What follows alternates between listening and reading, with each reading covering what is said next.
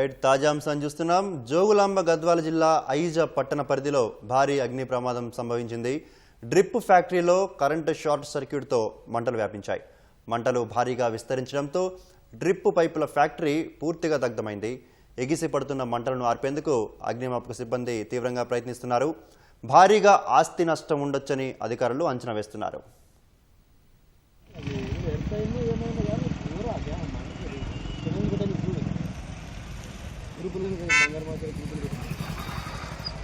ఐజ ప్రాంతంలో డ్రిప్ పైపుల company short సర్క్యూట్తో దగ్నం.